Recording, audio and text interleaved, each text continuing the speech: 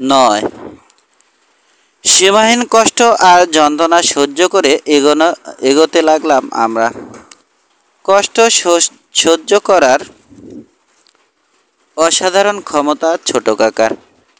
দাঁতে দাঁত চেপে এগোতে থাকলেন তিনি। হান্সের কষ্ট হচ্ছে এমন কোনো লক্ষণই চোখে পড়ল না। নীরবে চলছে সে। প্রথম দিনই ফুরিয়ে গেল পানি। পানির বদলে জিন পান করার চেষ্টা করলাম। তরল আগুনে পুড়ে গেল জিভ, গলা। বুক জুড়ে দারুণ পিপাসা, তবু আর জিনের বোতলের দিকে তাকাতে ইচ্ছে হলো না আমার। মনে হতে থাকলো চারদিকে চুল্লির অসহ্য উত্তাপ। মরুভূমিও বোধ হয় এর চেয়ে ভীষণ নয়। শেষটায় আর পারলাম না। এক পা চলার ক্ষমতাও নেই আমার। বার কয়েক চেতনা হারালাম। ছোট কাকা আর হান্স আমাকে খাড়া রাখার চেষ্টা করলো। অসহ্য পিপাসা আর প্রচণ্ড পরিশ্রমে ওরাও ক্রমশ অবসন্ন হয়ে পড়ছেন। বহু কষ্টে 5টা দিন কাটল শেষ পর্যন্ত। শ্রান্ত তৃষ্ণার্ত দেহটা টেনে টেনে কখনো পায়ে কখনো বুকে হেঁটে সেই সুড়ঙ্গের মোহনার কাছে এসে পৌঁছলাম। বেলা তখন 10টা। পৌঁছেই জ্ঞান হারিয়ে পাথরের উপর পড়ে গেলাম।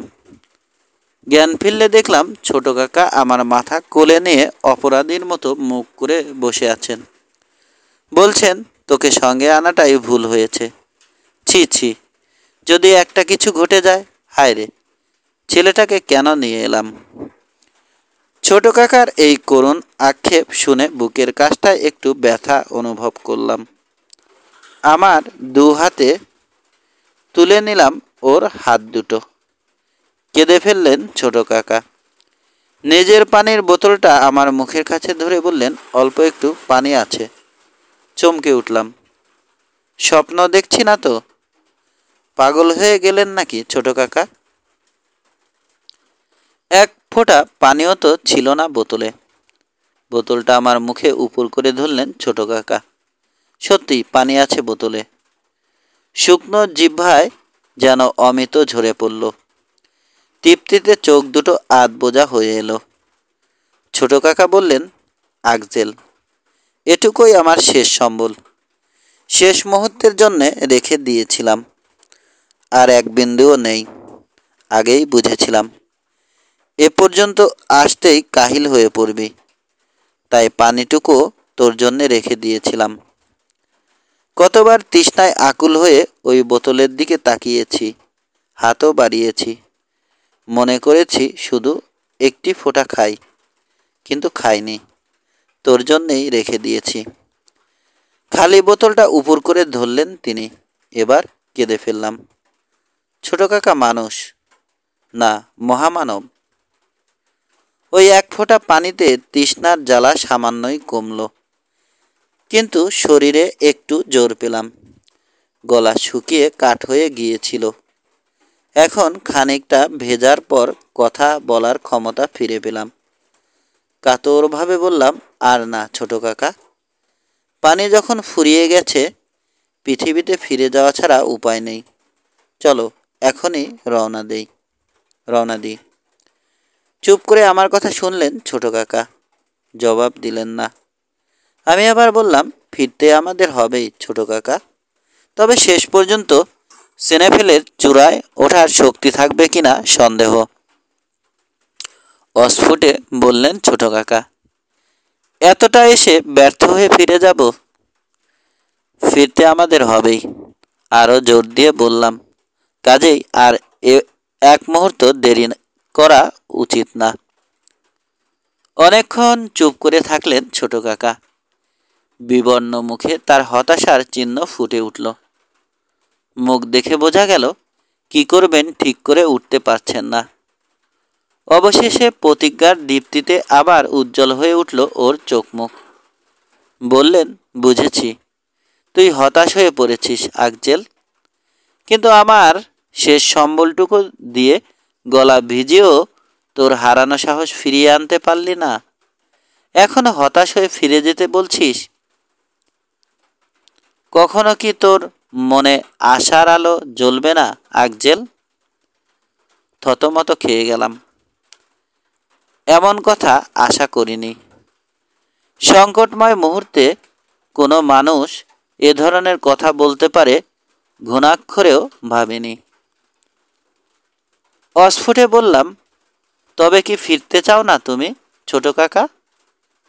ছোট কাকা বললেন, যখন পরিবেশ আমার অনুকূলে তখন ফিরে যাব কেন? নাকি তা কখনো যাওয়া যায়? বিস্ময়ে বিমুগ্ধ হয়ে গেলাম। পরিবেশ তোমার অনুকূলে? কি বলছো তুমি ছোট কাকা? ঠিকই বলছি। পানির অভাবই তো এখন আমাদের সবচেয়ে বড় বাধা। সে কারণেই তো ফিরে যেতে চাস। কিন্তু ভেবে দেখ, এবার ঠিক পথেই এগোবো। আরন সাকনুইজমও এ পথে গিয়েছিলেন। পানি না থাকলে এ পথে যেতে পারতেন না তিনি। আমি বলছি, এ পথে পানি পাবই আমরা। যদি না পাওয়া যায়? বাধা দিয়ে বললেন ছোট কাকা, কলম্বাসের কাহিনী জানিস না? যখন ঠান্ডায় ক্ষুধায় আর একটার পর একটা বিপদের আঘাতে ভেঙে পড়েছিলেন কলম্বাস, তার নাবিকেরা ঠিক করেছিল আর সামনে এগোবে না। তিনি তখন তাদের কাছে মাত্র 3 দিন সময় চেয়েছিলেন। বলেছিলেন, 3 দিনের মধ্যে যদি নতুন কোনো দেশের মাটি চোখে পড়ে ভালো, নইলে দেশে ফিরে যাবেন। নাবিকেরা সে সময়টুকু তাকে দিয়েছিল, যে জন্যে তিনি আবিষ্কার করতে পেরেছিলেন আমেরিকা। আমি তোর কাছে 3 দিন সময় চাই না আকজেল, শুধু আজকের দিনটা অপেক্ষা কর।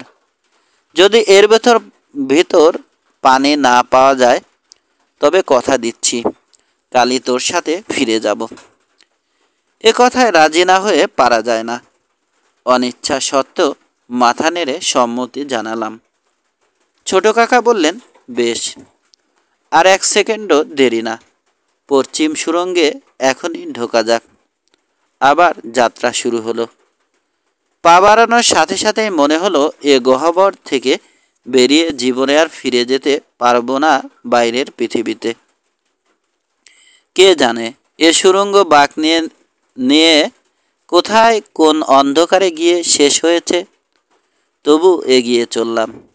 এখনো গাঢ়, কখনো কখনো গাঢ়, কখনো ফিকে নীল চিলেট পাথরের দেয়াল। দেয়ালের গায়ে কোথাও খালি সোনা, কোথাও প্লাটিনাম আর সোনার সুতো বিনুনির মতো জড়িয়ে আছে। সিলেট পাথরের পর শুরু হলো স্বচ্ছ ফটিকের মতো ধাতব পদার্থ। রাশি রাশি অভ্র টর্চের আলোয় হীরার মতো জ্বলছে। সাজের একটু আগে এই হীরার ঝিলিক অন্ধকারে হারিয়ে গেল। দ্রুতিহীন সাধারণ পাথরের দেয়ালের পাশ দিয়ে চলতে লাগলাম।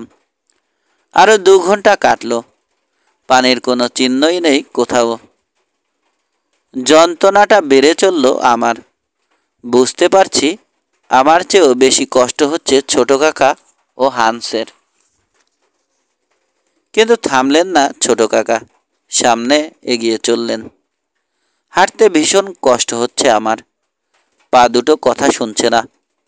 তবুও কোনো মতে ধুঁকতে ধুঁকতে এগিয়ে চললাম। একসময় অস্ফুট আত্মচিৎকার করে জ্ঞান হারালাম। জ্ঞান ফিরলে দেখলাম ছোট কাকা আর হান্স আমার পাশে পাথরের উপর শুয়ে ঘুমাচ্ছে। মরিনি, কিন্তু তার চেয়েও ভয়ঙ্কর তখন আমার অবস্থা।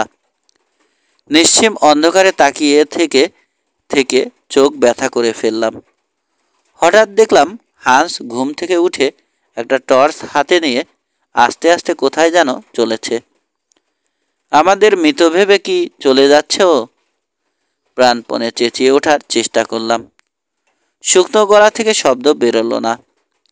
ইচ্ছে হলো ছুটে গিয়ে ধরে ফেলি ওকে, কিন্তু দেহটাকে টেনে তুলতে পারলাম না। ধীরে ধীরে হান্সের টর্চের আলো অন্ধকারে মিলিয়ে গেল। পায়ের শব্দ ঢাকা পড়ল নিশ্চিম নীরবতায়। যন্ত্রণায় দুর্ভাবনায় স্তব্ধ হয়ে রইলাম। হঠাৎ মনে পড়ল হাঁস উপরে না উঠে নিচে নেমে গেছে। নিচে তো পাতালের অন্ধকার। তাহলে সে গেল কোথায়? পালিয়ে যাওয়ার উদ্দেশ্য থাকলে উপরে উঠত, নিচে নামতো না। কিছু বোঝার ক্ষমতা তখন আমার ছিল না। সেই অন্ধকারে চোখ মেলে পড়ে রইলাম। প্রায় ঘন্টাখানেক বাদে হাঁসের পায়ের শব্দ পাওয়া গেল। হাঁস ফিরে এসে ধাক্কা মেরে ছোট কাকার ঘুম ভাঙালো। বিড়বিড় করে কি যেন বলল ওকে। তড়াক করে উঠে দাঁড়ালেন ছোট কাকা। পানি কোথায়? পানি কোথায়? চমকে উঠলাম। কোনো মতে টানা হ্যাঁচড়া করে খাড়া করলাম শরীরটাকে। হাঁসের কথা শুনলাম। ওই যে নিচে, ওখানেই পানি আছে। আনন্দে আত্মহারা হয়ে ওর হাত ধরে জোরে ঝাঁকুনি দিলাম। কিন্তু হাঁসের মুখ চীনাদের মতোই নির্বিকার।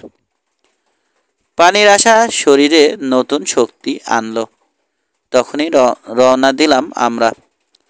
অনেক কষ্টে 1002 ফুট নিচে নামলাম। হঠাৎ ছোট কাকা আবার বললেন, ভালো করে কান পেতে শোন। শুনতে পাচ্ছিস কিছু? গভীর আগ্রহে কান পেতে শুনলাম। পাথরের কঠিন দেয়াল ভেদ করে দুরাগত বজ্রধ্বনির মতো উদ্দাম আওয়াজ শোনা যাচ্ছে। ওই শব্দ নিঃসন্দেহে কল্লোলিত ঝর্ণার। যত নিচে নামতে থাকলাম ততই স্পষ্ট হতে লাগলো আওয়াজটা। দেয়ালের ওপাশে হয়তো ঝর্ণা বয়ে যাচ্ছে, কিন্তু কই, পানি তো চোখে পড়ছে না। হয়তো এরই নাম মৃগ তৃষ্ণা। আরও আধ ঘন্টা কাটল। আরও মাইল খানেক নামলাম। ক্রমশ মিলিয়ে যেতে থাকলো শব্দটা। ফিরে দাঁড়ালাম। দেয়ালের যেখানটায় শব্দ সবচেয়ে স্পষ্ট সেখানে দাঁড়ালো হাঁস। বিন্দুমাত্র দাঁড়াবার শক্তি নেই তখন আমার। পাথরের উপর বসে পড়লাম ধপ করে। এ দেয়াল ভাঙলে পানি পাওয়া যাবে, সে তো অসম্ভব। এ দেয়াল ভাঙার ক্ষমতা এখন কারো নেই। তাহলে মৃত্যু। মৃত্যুর জন্যই প্রস্তুত হলাম আমি। হাঁস আমার দিকে চেয়ে শুকনো হাসি হাসল। আবার কান পাতল দেয়ালের গায়ে। শোনার চেষ্টা করলো অদেখা ঝর্ণার কল্লোল। তারপর ওর বিরাট গাইতিটা তুলে নিয়ে এক মনে পাথরে আঘাত করে চলল। 1 ঘন্টা কেটে গেল। তখনও পাথরে আঘাত করে চলেছে সে। শেষে ছোট কাকাও হাত লাগালেন। আরও সময় কাটল। হঠাৎ তীব্র শোষ শব্দে একটা পানির ধারা আছড়ে পড়ল অন্য পাশের দেয়ালে। জলের আঘাতে আর্তনাদ করে উঠল হাঁস। পানি ছুঁয়ে দেখলাম আগুনের মতো গরম, প্রায় ফুটন্ত। উষ্ণ বাষ্পে ভরে গেল সুড়ঙ্গ। বাধামুক্ত উত্তপ্ত জলধারা পাতালের দিকে তীব্র বেগে ধেয়ে গেল। সে পানি অনেকক্ষণ ধরে ঠান্ডা করে পান করলাম। অমৃতের মতো লাগলো সেটাই। আনন্দের প্রথম উচ্ছ্বাস কমলে ছোট কাকা বললেন, আজ থেকে এর নাম রাখলাম হাঁস নদী। বিনা দ্বিধায় ছোট কাকার কথায় সায় দিলাম আমি। হাঁস তখনও নির্বিকার, যেন কিছুই হয়নি। এক পাশে বসে সেই পানির দিকে সে অপলক চোখে তাকিয়ে রইল। ছোট কাকাকে বললাম, এভাবে পানি নষ্ট করা ঠিক হচ্ছে না আমাদের। বোতলগুলো ভরে নিয়ে দেয়ালের ফাটলটা বন্ধ করে দেয়া উচিত। হাসলেন ছোট কাকা। ভয় নেই, এ উচ্চধারা অফুরন্ত। পানি যেমন যাচ্ছে যাক, নিচেই তো যাচ্ছে, আমরাও নিচেই যাচ্ছি। এই স্রোতের অনুসরণ করলে পথ হারানোর ভয়ও থাকবে না, পানিরও অভাব হবে না। যদি উৎস ফুরিয়ে যায়? ঘাড় নেড়ে বললেন ছোট কাকা, যাবে না। স্রোত দেখেই স্পষ্ট বোঝা যাচ্ছে এর উৎস অনেক উপরে। এ উৎস ফুরাবে না। খুশি মনে খাওয়ার ব্যবস্থা করতে লেগে গেলাম। অনেক দিন পর আজ ভালো করে খেয়ে দিয়ে ঘুমানো যাবে। আর ওদিকে বিনে পয়সায় পথ প্রদর্শকের মতো অন্ধকার পাতালের দিকে ছুটে যাচ্ছে তীব্র পানির স্রোত। 10। পরদিন ঘুম থেকে উঠেই আবার নিচে নামতে লাগলাম আমরা, সাপের মতো এঁকে বেঁকে এগিয়ে গেছে পথ। পায়ের তলায় কুলকুল করে বয়ে চলেছে পানি। হঠাৎ সামনে পড়ল প্রকাণ্ড এক গহ্বর। গহ্বরের মধ্যে দিয়ে সোজা নিচে নেমে গেছে রাস্তা। আনন্দে চেঁচিয়ে উঠলেন ছোট কাকা। দড়ি বের করে আমাদের কোমরে বাঁধল হান্স। যদি কেউ পড়েও যায়, অন্য দুজনের সাহায্যে আত্মরক্ষা করতে পারবে সে। 19শে জুলাই থেকে 27শে জুলাই পর্যন্ত একটানা নিচে নেমে চললাম আমরা। কিন্তু সেই প্রচণ্ড গহ্বরের যেন শেষ নেই। ছোট কাকা বললেন, আমরা এখন কোথায় জানিস? আটলান্টিক মহাসাগরের নিচে। অবাক হয়ে বললাম, আমাদের মাথার উপরে বিশাল আটলান্টিক? অসম্ভব। কে বলেছে অসম্ভব? সত্যিই আমরা এখন আটলান্টিকের নিচে, এত নিচে যে আমাদের কাছে সবই সমান। 29শে জুলাই সাঁঝের বেলা একটা বিশাল গুহায় প্রবেশ করলাম। সেখানে রাতটা কাটিয়ে পরদিন ভোরে আবার যাত্রার প্রস্তুতি চলল। গ্রানাইটের মেঝের উপরে তখনও বয়ে চলেছে পানির স্রোত। ছোট কাকা হিসাব করতে করতে বললেন, আজ পর্যন্ত মোট 150 মাইল পথ পাড়ি দিয়েছি আমরা। মাথার উপর এখন গজরাচ্ছে আটলান্টিক। হয়তো এখন সমুদ্রের উপরে চলছে ঝড়। ঝড়, বজ্রপাত, উন্মাদ হয়ে নাচছে ঢেউ। হয়তো কোনো জাহাজ ডুবতে ডুবতে চলেছে। হয়তো। ছোট কাকার হয়তো ফুরবে না দেখে বাধা দিয়ে জিজ্ঞেস করলাম, ছোট কাকা, ঠিক কতটা নিচে এখন আমরা? হিসাব করে ছোট কাকা বললেন, 48 মাইল। এত নিচে নেমেছি, অথচ দেখ, কানের পর্দায় সামান্য একটু চাপ ছাড়া কোনো অসুবিধা হচ্ছে না। তাও দেখবি সহ্য হয়ে যাবে। আরও নিচে নেমে চললাম। পথ কোথাও ঢালু, কোথাও আবার সোজা নেমে গেছে নিচে, হয়তো আরেক পৃথিবীতে। 31শে জুলাই পর্যন্ত নেমেই চললাম, কিন্তু পথের শেষ হলো না। 7ই আগস্ট। আমি চলছি সকলের আগে। পেছনে ছোট কাকা আর হান্স। ছোট কাকা আর আমার হাতে একটা করে টর্চ। পথের দুপাশ দেখতে দেখতে চলেছি আমি। হঠাৎ একটা বাঘ ঘুরতে খেয়াল করলাম আমি একলা। আশপাশে কোথাও খুঁজে পেলাম না ছোট কাকা আর হান্সকে। কোনো সাড়া শব্দও নেই। ফিরে চললাম আবার যে পথে এসেছিলাম। অনেক ঘুরেও ছোট কাকা বা হান্সের কোনো খোঁজ পাওয়া গেল না। ওদের খুঁজে না পাওয়ার মানে সহজেই বুঝলাম। ভয়ে ছমছম করে উঠল গাটা। বিমূঢ় দাঁড়িয়ে থাকলাম কিছুক্ষণ। সংবিত ফিরতেই চেঁচিয়ে ডাকতে শুরু করলাম ছোট কাকাকে। কিন্তু নিজ কণ্ঠস্বরের কর্কশ প্রতিধ্বনি ছাড়া আর কিছু শোনা গেল না। এ পাতালের একটি মাত্র পথ, হারালাম কি করে আমি? হঠাৎ মনে পড়ল পানির সেই ধারার কথা। ওই রেখা ধরে হাঁটলেই তো সেই গুহাটায় পৌঁছানো যাবে। হেঁট হয়ে হাত মুখ ধুয়ে নিতে গেলাম। তখনই সমস্ত আশা ভরসা কর্পূরের মতো উবে গেল। পথে চিহ্নমাত্র নেই পানির। শুধু গ্রানাইটগুলো শুকনো দাঁত বের করে ব্যঙ্গ করতে লাগলো আমাকে। মেরুদণ্ড বেয়ে শিরশির করে নেমে গেল ঠান্ডা আতঙ্ক। চিন্তা করবার শক্তি রইল না। পণ্ডিতদের ভাষায় এটাই হয়তো জীবন্ত সমাধি। অসহ্য নীরবতা নিঃশব্দ হাসিতে টিটকারি মারতে লাগলো আমাকে। ঝিমঝিম করতে লাগলো সমস্ত চেতনা। এখন কি করে ছোট কাকা আর হান্সের সন্ধান পাওয়া যায়? মনে পড়ল পৃথিবীর আলো হাওয়ার কথা, সবুজ বন আর নীল সাগরের কথা, হামবুর্গের ছোট্ট পুরানো বাড়িটা আর গ্রোবেনের কথা। বেদনায় টনটন করে উঠল বুকটা। সেই শ্যামল পৃথিবীতে ফিরে যেতে পারবো? মাথাটা ঠান্ডা রেখে সমস্ত ব্যাপারটা ভেবে দেখার চেষ্টা করলাম। 3 দিনের উপযোগী খাবার আছে আমার সঙ্গে, আর আছে 1 বোতল পানি। তার মানে 3টে দিন অন্তত বেঁচে থাকতে পারবো আমি। ভূমিশয্যা ছেড়ে উঠে দাঁড়ালাম। পানির চোতটা খুঁজে বের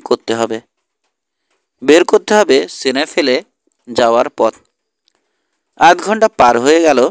পথের চেহারা, দেয়ালের রং, পাথরের কুচি দেখে পথ চেনার চেষ্টা করলাম, কিন্তু পারলাম না। তবু এগিয়ে চললাম। চলতে চলতেই ধাক্কা খেলাম কি একটাতে। হাত বাড়িয়েই টের পেলাম সামনে নিরেট পাথরের দেয়াল। আর কোনো আশা নেই। অসহায়ভাবে মৃত্যুর প্রতীক্ষা করা ছাড়া কোনো উপায়ও নেই। নিরাশায় পাগলের মতো মেঝে মুখ ঘষতে লাগলাম। চেঁচিয়ে শেষবারের মতো ছোট কাকাকে ডাকার চেষ্টা করলাম। শব্দ বেরোলো না গলা দিয়ে। নিস্তেজ হয়ে আসছে টর্চের আলো। অল্পক্ষণ আউ আছে আর ব্যাটারির। শূন্য চোখে শেষ হয়ে আসা আলোর দিকে তাকিয়ে রইলাম। চারপাশে কারা যেন ছায়ার মতো নাচছে। অন্ধকার ঘন হচ্ছে ক্রমশ, যেন পিষে মারবে আমাকে। একসময় দপ করে নিভে গেল আলো। অন্ধকার। চারপাশে গভীর, তীক্ষ্ণ, ঘন অন্ধকার। সে অন্ধকার যেন স্পর্শ করা যায়, জড়ানো যায় হাতে। ভয়ে শিরশির করে উঠল গা। মরি যদি, আলোয় যেন মরি। আলো চাই, শুধু একটু আলো।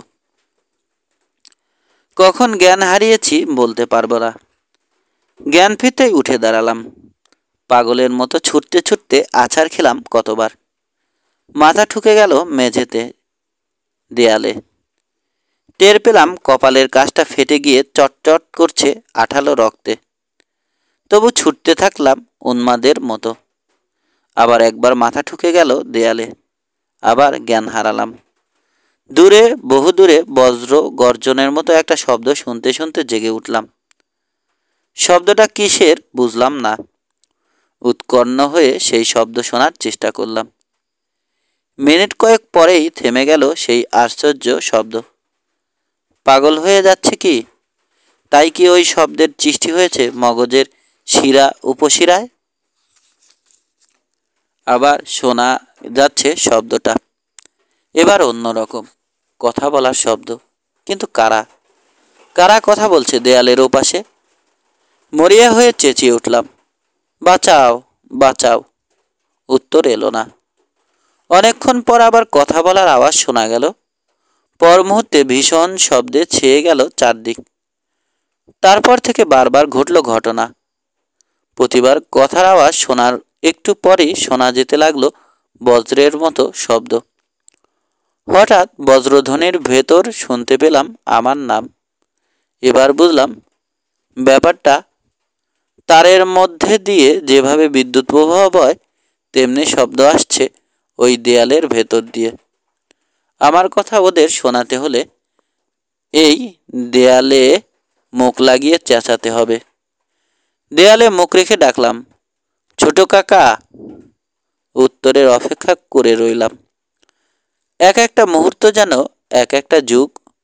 অবশেষে কানে এলো ছোট কাকার গলা, আকজেল, এ কি তুই? কোথায় আছিস এখন তুই? ছোট কাকা, আমি আকজেল। পথ হারিয়ে ফেলেছি। আলোটাও নিভে গেছে। পানির স্রোতটার কি হলো খুঁজে পাচ্ছি না। ভয় নেই। গ্যালারির পথে অনেক খুঁজেছি তোকে, নাম ধরে ডেকেছি, এমনকি বন্দুকের আওয়াজও করেছি। আর একটু সাহস রাখ আকজেল। পরস্পরের কথা শোনা যাচ্ছে, অথচ কাছে যাওয়া যাচ্ছে না। কি করা যায়? দাঁড়া, একটু চিন্তা করে দেখি। ছোট কাকা, আমাদের মধ্যে দূরত্ব কতখানি বলতে পারো? ফসফরাস দেয়া ক্রোনোমিটারটা আছে না তোর কাছে? এক কাজ কর, ঘড়ি ধরে আমার নাম উচ্চারণ কর। আমিও ঘড়ি ধরে শুনছি। খেয়াল রাখ কত সময় লাগে আমার কথা শুনতে। হ্যাঁ, এবার ডাক তো। দেয়ালে মুখ রেখে ছোট কাকা ডাকলেন। ছোট কাকাকে ডাকলাম। একটু পরই শুনতে পেলাম আমার নাম। জিজ্ঞেস করলেন ছোট কাকা, কত সময় লাগলো? 40 সেকেন্ড। তাহলে শব্দ আসতে লেগেছে ঠিক 20 সেকেন্ড। বললেন ছোট কাকা। শব্দের গতি সেকেন্ডে 1120 ফুট, তাহলে 20 সেকেন্ডে হয় 22,400 ফুট, অর্থাৎ আমাদের মধ্যে ব্যবধান হলো প্রায় 4.25 মাইল। অবাক হয়ে বললাম, 4.25 মাইল? তাই এক কাজ কর, নিচের দিকে নামতে থাক, শিগগিরই আমাদের দেখা পাবি। হ্যাঁ, শুরু কর এবার। রওনা হয়ে গেলাম। পা চলতে চাইছে না, ক্লান্তিতে ভেঙে পড়ছে শরীর, তবু সেই ঢালু পথ ধরে এগিয়ে চললাম। কোনো কোনো জায়গা পথ এত ঢালু হাঁটতেই হলো না, কে যেন ঠেলে নামাতে থাকলো আমাকে। কুয়ার মধ্যে দিয়ে নামছি যেন ক্রমশ তীব্র হতে লাগলো গতি। চেষ্টা করেও ধীর করতে পারলাম না। শেষ পর্যন্ত বহু নিচের একটা পাথরে আছড়ে পড়লাম। চোখের সামনে আঁধার হয়ে এলো পৃথিবী। তৃতীয়বার জ্ঞান হারালাম সেদিন। জ্ঞান ফিরতে দেখলাম একটা কম্বলের উপর শুয়ে আছি। ছোট কাকা আমার উপর ঝুঁকে পড়ে হাতের নাড়ি দেখছেন। আমাকে চোখ মেলতে দেখে উল্লাসে শিশুর মতো চেঁচিয়ে উঠলেন তিনি। ক্ষীণভাবে হাসার চেষ্টা করলাম।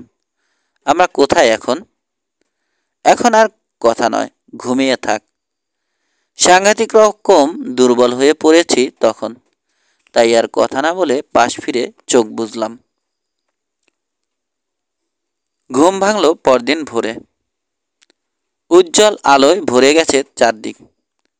দূরে, বহু দূরে, ক্ষীণ অথচ স্পষ্ট একটা শব্দ শোনা যাচ্ছে। বেলাভূমির উপরে সাগরের ঢেউ আছড়ে পড়ার শব্দ। হতভম্ব হয়ে গেলাম। স্বপ্ন নাকি সত্যি? না, স্বপ্ন তো নয়, স্পষ্ট শোনা যাচ্ছে ঢেউয়ের শব্দ। তবে কি?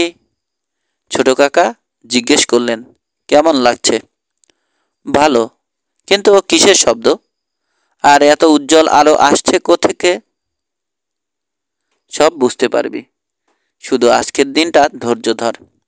এখনই খোলা হওয়া লাগলে অসুখ করতে পারে। চমকে উঠলাম। খোলা হাওয়া বলছো কি তুমি? ঠিক বলছি, হাওয়া এখন প্রবল। এ অবস্থায় তোর চলাফেরা করা ঠিক হবে না। আজকের দিনটা জিরিয়ে নে, নইলে সাগর পাড়ি দেওয়ার সময় আবার অসুখে পড়বি তুই। হয়ে গেলাম। কম্বলটা গায়ে জড়িয়ে জোর করে উঠে দাঁড়ালাম। কথা শুনে সমস্ত ক্লান্তি চলে গেছে শরীর থেকে। ছোট কাকার পিছু পিছু এগোলাম। একটু পরেই দিগন্ত বিস্তৃত চোখ ধাঁধানো উজ্জ্বল আলোয় বেরিয়ে এলাম। সহ্য হলো না এত আলো। অনভ্যস্ত চোখ সহজেই বুঝে এলো। আধ বোঝা চোখেই যা দেখলাম তাতে বিস্ময়ে অস্ফুট স্বরে চেঁচিয়ে উঠতে হলো, সমুদ্র! হ্যাঁ, সমুদ্র, বললেন ছোট কাকা। এ সাগরের নাম আমার নিজের নামেই দিয়েছি, লিডেনব্রক সি। নীল সাগরের ঢেউ উচ্ছ্বসিত হয়ে আছড়ে পড়ছে বেলাভূমির সোনালি বালিতে, আর সেই সোনালি বালির প্রান্তদেশে চিকচিক করছে ঢেউয়ের রূপালি ফেনা। সমুদ্রই, তবে এ অন্য পৃথিবী, পাতালের। কেমন একটু নিষ্প্রাণ। চারদিকের উজ্জ্বল আলো সূর্য বা চাঁদ থেকে আসছে না। অরোরা বরিয়ালিসের মতো এও এক প্রকারের বৈদ্যুতিক আলো।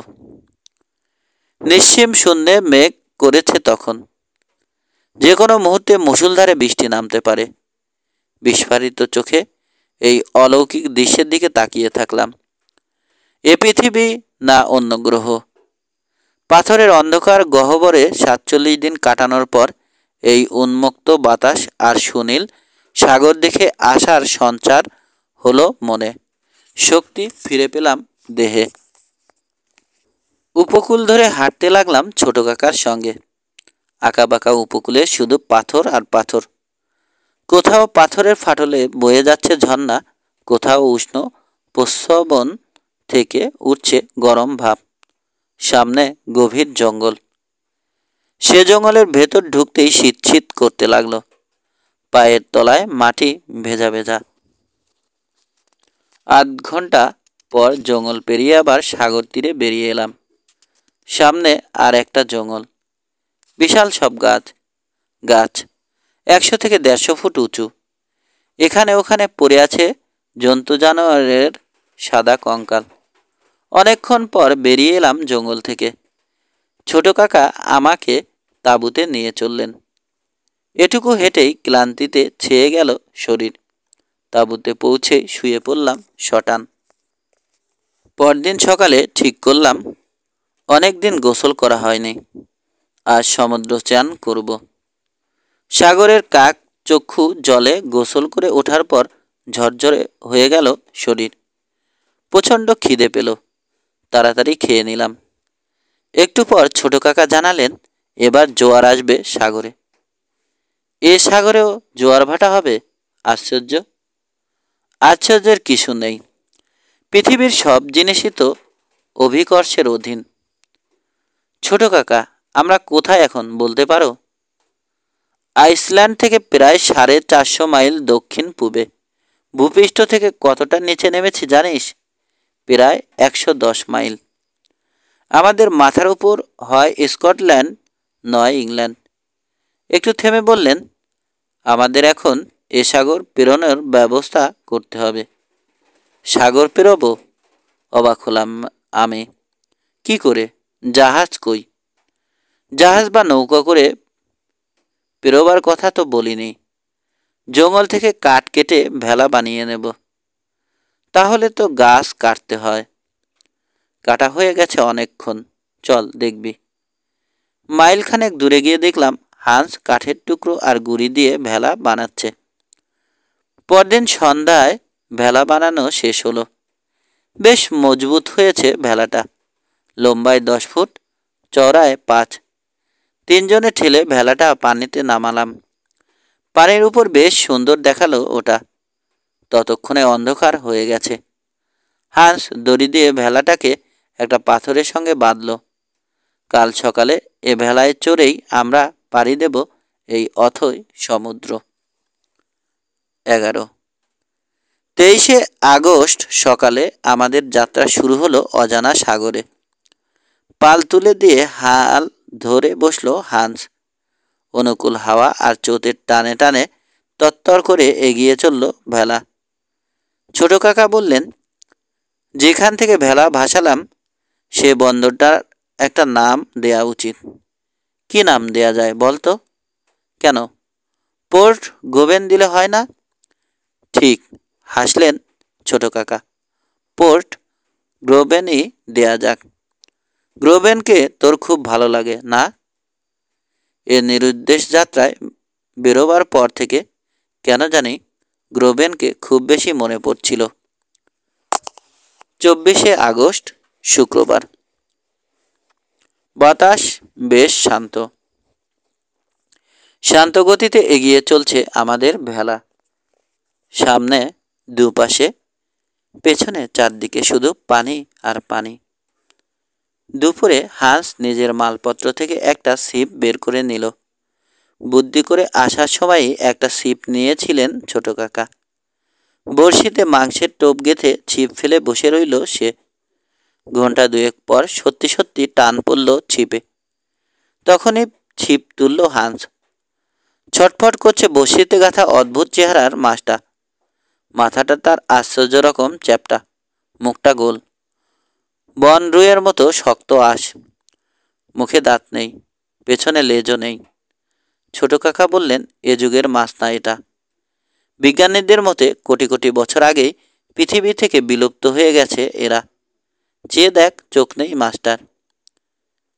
জীববিজ্ঞানের 3টা নাম দেয়া হয়েছে এর: গানোয়াড, সেফালোসোফিডে আর টেরিকোথিস। অবাক চোখে এই নিদন্ত বেনামি অদ্ভুত মাছটার দিকে তাকিয়ে রইলাম।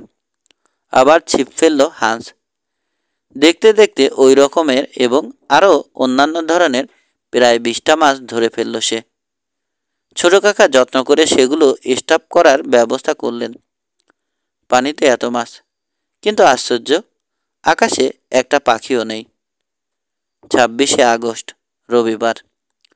কাল সারাদিনে উল্লেখযোগ্য কিছু ঘটেনি, শুধু আকাশটা একটু মেঘলা ছিল। আজ আকাশ একদম পরিষ্কার। সাগরের কূল চোখে পড়ল না। অত্যন্ত উত্তেজিত ছোট কাকা। শেষ নেই বলে সাগরের উপর ক্ষেপে গেছেন তিনি। একটা প্রশ্ন দেখা দিল মনে। সাকনোইজম সমুদ্রপথে এসেছিলেন কি? 28শে আগস্ট, মঙ্গলবার। কাল বিকাল থেকে ভীষণ আলোড়ন চলছে সাগর জলে। সতর্ক হাতে ভেলাটাকে সামলেছে হান্স। সমুদ্রের শেষ দেখা যাচ্ছে না এখনো। সন্ধ্যার দিকে ঘুমিয়ে পড়লাম। হঠাৎ প্রচণ্ড ঝাঁকুনিতে আমার দুঃস্বপ্ন ভরা ঘুম ভেঙে গেল। ভেলার এক কোণ থেকে ছিটকে এসে অন্য কোণে পড়লাম। কি কারণে সমুদ্র এমন ভয়ঙ্কর রূপ নিয়েছে? সাঁঝের অস্পষ্ট আলোয় দেখলাম 600 গজ দূরে প্রকাণ্ড কালো একটা কি যেন ঢেউয়ের সাথে পাল্লা দিয়ে ছুটোছুটি করছে। একটু পরে বিস্ময়ে চেঁচিয়ে উঠলাম, ডলফিন! এ যে দানবীয় ডলফিন! ছোট কাকা আমার মতো চেঁচাতে লাগলেন। শুধু তাই নয়, ওদিকে দেখ, বিশাল এক কুমির। মুখের হা আর চোয়ালের বহর দেখেছিস? ওই দেখো ছোট কাকা, অ্যাক্সি লিজার্ড। অনায়াসে আমাদের মতো জনা 50কে গিলে ফেলতে পারে। তিমিটার কাণ্ড দেখ, পানিতে টর্নেডো বইয়ে দিচ্ছে। এতগুলো অতিকায় জলজন্তু দেখে বিস্ময়ে প্রায় বোবা হয়ে গেলাম। চারদিকে আরও সব দানব ভেসে উঠল। বিরাট চেহারা দেখেই বোঝা যায় কি অসম্ভব শক্তি আছে ওদের দেহে। সবচেয়ে ছোটটাও ইচ্ছে করলে আমাদের ভেলাটা ঘুরিয়ে দিতে পারে এক লহমায়। ভয়ানক সব জানোয়ারের হাত থেকে রেহাই পাবার আশায় ভেলার মুখ ঘুরিয়ে দিল হান্স। কিন্তু যেদিকেই ঘুরাক না কেন পথ বন্ধ। কোথাও বা 50 ফুট ব্যাসের এক কচ্ছপ, কোথাও তার চেয়ে বেশি দৈর্ঘ্যের একটা সাপ ফনা তুলে লেজের ঝাপটায় তোলপাড় করছে পানি। ভয়ে কাঠ হয়ে রইলাম। গুলি করে কোনো লাভ হবে না। বন্দুকের গুলি এদের চামড়ায় বসবে না। হঠাৎ একটা সাপ আর একটা কুমির হুশ করে ভেলার দুপাশে ভেসে উঠল। আর রেহাই নেই। কিন্তু ভেলা আক্রমণ না করে পরস্পরের উপর ঝাঁপিয়ে পড়ল ওরা। প্রাণপণে দাঁড় টেনে ওদের থেকে প্রায় 300 গজ দূরে ভেলাটাকে সরিয়ে নিল হান্স। ওদিকে প্রচণ্ড লড়াই শুরু করে দিয়েছে দানব দুটো। ওদের লেজের ঝাপটায় ফুলে ফেঁপে দুলে উঠল সাগর। সাপটার চোখগুলো টকটকে লাল, মাথাটা মানুষের মাথার সমান, লম্বায় 100খানেক ফুট হবে।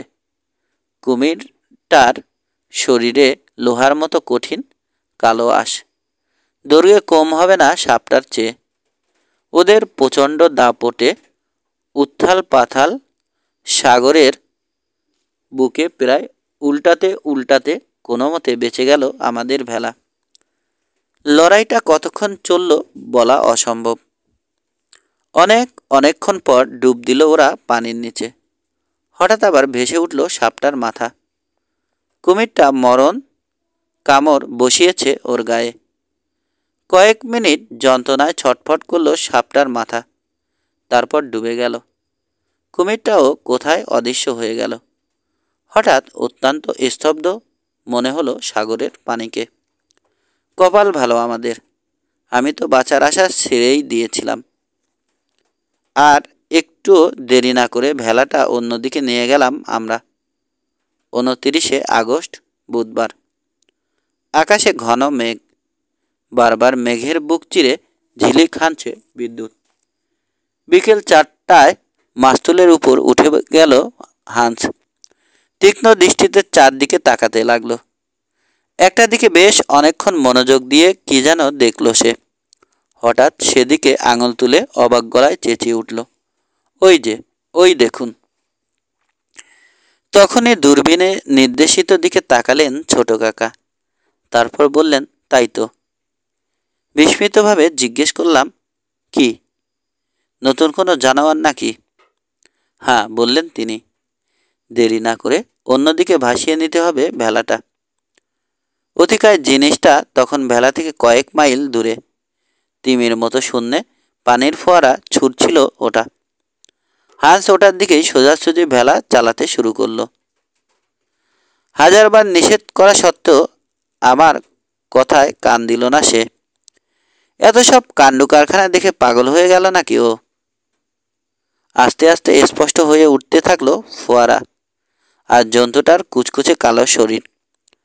জানোয়ারটাকে উদ্দেশ্য করে আইসল্যান্ডের ভাষায় কি যেন বলল হান্স। হান্সের কথায় অবাক হলেন ছোট কাকা। দীপ, বলছো কি তুমি? আর সন্দেহ রইল না আমার, পাগলই হয়ে গেছে হান্স। কিন্তু একটু পরেই ছোট কাকার গলা শোনা গেল, ঠিকই বলেছে হান্স, দ্বীপই ওটা। পানির ফোয়ারাটা আসলে উষ্ণ প্রস্রবণ। আরও স্পষ্ট হলো দ্বীপটা। অপূর্ব দেখাচ্ছে উষ্ণ প্রস্রবণটাকে। দ্বীপের গড়নও অদ্ভুত। দূর থেকে দেখলে মনে হয় অতিকায় একটা জানোয়ার জলের উপর ভাসছে। সবচেয়ে আশ্চর্য ব্যাপার, ফোয়ারাটার চারপাশে বারবার ঝিলিক মারছে নীল রঙের বিদ্যুৎ। প্রচ্ছবনটার উল্টো দিকে ভেলাটাকে বাঁধা হলো। গ্রানাইটের দ্বীপ। স্টিম ইঞ্জিনের বয়লারের মতো থরথর করে কাঁপছে দ্বীপটা। অনুমান করলাম দ্বীপটা ফাঁপা, ভেতরটা গরম বাষ্পে ভরা। খানিকক্ষণ এদিক ওদিক ঘুরে ভেলায় ফিরলাম। পানির ঝাপটায় খারাপ হয়ে যাওয়া হালটা ইতিমধ্যে মেরামত করে নিয়েছে হান্স। ভেলায় উঠে প্রস্রবণটার দিকে তাকালাম। অদ্ভুত একটা ব্যাপার চোখে পড়ল। ফোয়ারার পানি প্রথমে খুব জোরে উঠছে, তারপর উঠছে একেবারে আস্তে। ইঞ্জিনের বাল্ব থেকে বলকে বাষ্প বেরোনোর মতো। লক্ষণ দেখে পরিষ্কার বুঝলাম এটা ভয়াবহ এক আগ্নেয় দ্বীপ। রাতেই ভেলা ছাড়লাম আমরা। সারা রাত অজানা সাগরে পাড়ি জমালাম। পরদিন ভোরে প্রচ্ছবনটা চোখে পড়ল না আর। জোরালো হাওয়ায় ফুলে উঠেছে পাল। তীরবেগে ছুটে চলছে ভেলা। আকাশ ঘন মেঘে আচ্ছন্ন। বিদ্যুৎ চমকাচ্ছে বারবার। মেঘের নিবিড় রং দেখে বোঝা গেল শিগগিরই উঠবে ভীষণ ঝড়। এ ঝড় পরিচিত পৃথিবীর ঝড় নয়। খানিকক্ষণ ধুলোবালি উড়িয়ে গাছপালা ভেঙে চারদিক লণ্ডভণ্ড করে দিয়ে থেমে যাবার ঝড় এ নয়। এ হলো বিদ্যুতের তাণ্ডব লীলা। ধারণাটা মিথ্যে নয়। একটু পরই দম বন্ধ হয়ে আসতে চাইল আমাদের। সারা শরীরে চলল কিসের উন্মাদ নৃত্য। শিরায় উপশিরায় চঞ্চল হয়ে উঠল রক্ত। মাথার চুল খাড়া হয়ে গেল, কাঁটা দিয়ে উঠল গায়ে। মনে হতে লাগলো এখন কেউ আমাকে ছোঁয়া মাত্র ইলেকট্রিক শক খাবে। প্রবল বিদ্যুৎ তরঙ্গ বয়ে যেতে থাকলো শরীরে, অথচ মারা গেলাম না আমি। বাতাসের বেগ বেড়ে চলল। আকাশের দিকে চেয়ে মনে হলো মেঘের দল ফেটে যাবে এখনই। তারপর ঝলকে ঝলকে বেরিয়ে আসবে আগুনের লেলিহান শিখা। ছোট কাকা আর হান্সের দিকে চেয়ে বুঝলাম ওদের অবস্থা আমার মতোই। ঠিক এমন সময় মুষলধারে বৃষ্টি নামলো। প্রচণ্ড গতিতে ধেয়ে এলো ঝড়। ঝড়ের পাল্লায় পড়ে ভেলার মুখ গেল ঘুরে। পাগলের মতো নাচানাচি শুরু করলো ওটা। ছোট কাকা আর আমি ভেলার উপর কাত হয়ে পড়ে গেলাম। হান্স কোনো মতে হাল আঁকড়ে বসে রইল। হাওয়ায় চুল উঠছে তার, চুলের ডগায় জ্বলছে বিদ্যুৎ। বিদ্যুতের মতোই তখন ছুটতে শুরু করেছে ভেলাটা। ২রা সেপ্টেম্বর, রবিবার। ঝড়ের তাণ্ডব কমেনি আজও। আগের মতোই তীব্র গতিতে ছুটছে ভেলা। তিনজনেই অনড় পড়ে আছি ভেলার উপর। সকালের দিকে জ্ঞান ফিরে এসেছে একবার। টের পেলাম নাক কান দিয়ে দরদর করে রক্ত পড়ছে। শেষে বোধশক্তি পর্যন্ত সম্পূর্ণ লোপ পেয়ে গেল। ৩রা সেপ্টেম্বর, সোমবার। আরও ভয়ঙ্কর রূপ নিয়েছে ঝড়। উন্মাদ সাগরের পানিতে হু হু করে ছুটছে ভেলা। ভেলাটা এখনো ভেঙে গুড়িয়ে যাচ্ছে না কেন বুঝলাম না। 3 দিন ধরে খাওয়া, ঘুম, কথা বলা সব বন্ধ। আমরা যেন সত্যিই মৃত। এমন সময় ঘটল সবচেয়ে আজব ঘটনাটা। দূর থেকে নক্ষত্র বেগে গোল একটা আগুনের গোলা এসে পড়ল ভেলার উপর। তারপর কি ঘটতে লাগলো ঠিক বুঝলাম না। আধো চেতন অবস্থায় মনে হলো বলটার রং উজ্জ্বল সাদা, তাতে নীলের ঈষৎ আভাস। ভেলার উপর তীব্র বেগে ছুটোছুটি করছে বলটা। মাস্তল, পাল, সই সব উড়ে গেল। কখনো ছোট কাকার দিকে, কখনো হাঁসের দিকে, কখনো বা আমার দিকে ছুটে আসছে বলটা। ভয়াবহ নীলাভ উজ্জ্বল উত্তপ্ত বলটার দিকে তাকালে চোখ ঝলসে যায়। বলটা পড়ার সাথে সাথে কি এক আশ্চর্য অলৌকিক ক্ষমতায় ভেলার উপরে সমস্ত লোহার জিনিসগুলো একে অন্যকে আঘাত করতে শুরু করেছে। একসময় সেই অগ্নিপিণ্ড কান ফাটানো আওয়াজ করে চুরমার হয়ে গেল। চারদিকে ছুটতে লাগলো আগুনের ফুলকি। উগ্র নাইট্রোজেন গ্যাসে ভরে গেল চারদিক। তীব্র শ্বাসকষ্ট দেখা দিল সঙ্গে সঙ্গে। একটু ধাতস্থ হয়ে চোখ মেলে দেখলাম বলটা অদৃশ্য হয়ে গেছে। ভেলার উপর অজ্ঞান হয়ে পড়ে আছেন ছোট কাকা। হিস্টেরিয়া রোগীর মতো মৃত চোখে দিগন্তের দিকে তাকিয়ে আছে হান্স। 4 সেপ্টেম্বর, মঙ্গলবার। সকাল হতে দেখলাম আকাশ তখনও নিবিড় মেঘে অন্ধকার। এরই মাঝে হিসাব করে নিস্তেজ গলায় জানালেন ছোট কাকা, আমরা জার্মানির ঠিক নিচে। বাড়ির কথা, মার্থা গ্রোবেনের কথা মনে পড়ল আমার। ঠিক তখনই কানে এলো একটা ভয়ঙ্কর শব্দ। কি হলো বুঝে ওঠার আগেই প্রবল বেগে ভেলা থেকে ছিটকে পড়লাম সাগরের পানিতে। প্রায় সাথে সাথেই লাফ দিল হান্স। জ্ঞান হারাবার আগে টের পেলাম সবল দুটো হাত শক্ত করে জড়িয়ে ধরেছে আমাকে। জ্ঞান ফিরলে দেখলাম ডাঙায় শুয়ে আছি। আমি চোখ খুলতেই ছোট কাকা বললেন, হতচ্ছাড়া, এই সমুদ্র যাত্রাটা শেষ হলো তাহলে। বাঁচা গেল। এবার আরও নিচে নামতে হবে আমাদের। বললাম, ছোট কাকা, দিনের পর দিন তো এগিয়েই চলেছি, ফিরব কবে, কি করে? হাসলেন ছোট কাকা। জায়গা মতো পৌঁছাই আগে, তারপর ফেরার কথা ভাবা যাবে। চল ভেলাটার অবস্থা দেখে আসি। বেলায় পৌঁছে দেখলাম বেশিরভাগ খাবারই ভেসে গেছে। অকেজ হয়ে গেছে বন্দুকগুলো। মেরামতের বাইরে চলে গেছে ভেলার অবস্থা। যন্ত্রপাতির মধ্যে কম্পাসটা হাতে তুলে নিলেন ছোট কাকা। সাথে সাথে চোখ মুখের ভাব বদলে গেল ওর। অবাক হয়ে ওর দিকে তাকাতেই নীরবে কম্পাসটা আমার হাতে তুলে দিলেন। আশ্চর্য, যেদিকটা দক্ষিণ বলে ভেবেছি, কম্পাসের কাঁটা সেদিকে উত্তর নির্দেশ করছে। কিছুক্ষণ স্থির হয়ে থাকলেন ছোট কাকা, তারপর নিষ্ফল আক্রোশে কাঁপতে শুরু করলেন। সামনে না এগিয়ে পিছিয়ে চলেছি আমরা এতদিন। নিয়তির একই নির্মম পরিহাস। একটু পরই নিজেকে সামলে নিলেন ছোট কাকা। শান্ত কণ্ঠে বললেন, আবার নতুন করে রওনা হব আমরা। হয়ে গেলাম আমি। কোনো মতে হাল ছেড়ে দেওয়ার লোক নন ছোট কাকা। হান্সের দিকে ফিরে শিগগিরই ভেলাটা ঠিক করে ফেলার নির্দেশ দিলেন ছোট কাকা। তারপর আমাকে বললেন, আয়, দ্বীপটা একবার ঘুরে আসা যাক। প্রতিবাদ করার চেষ্টা করলাম না, করলেও লাভ হতো না।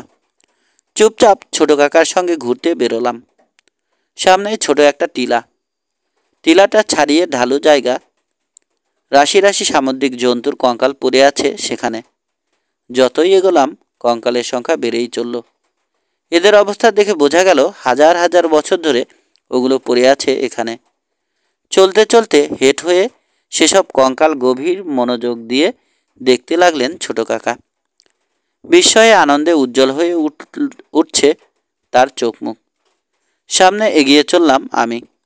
বড়জোর হাত পঞ্চাশেক এগিয়েছি। এমন সময় ছোট কাকার চিৎকার শুনে ছুটে গিয়ে দেখলাম দুহাতে একটা মানুষের মাথার খুলি নিয়ে স্তম্ভিত হয়ে দাঁড়িয়ে আছেন তিনি। এ যে মানুষের মাথার খুলি, কথাটা বলেই স্তব্ধ হয়ে গেলাম আমি। বিজ্ঞানীরা যাই বলুক না কেন, স্পষ্ট বুঝতে পারছিলাম কোটি কোটি বছর আগে হাতি, গন্ডার বা অন্যান্য স্থলচর প্রাণীর জন্মের আগেই জন্মেছিল মানুষ।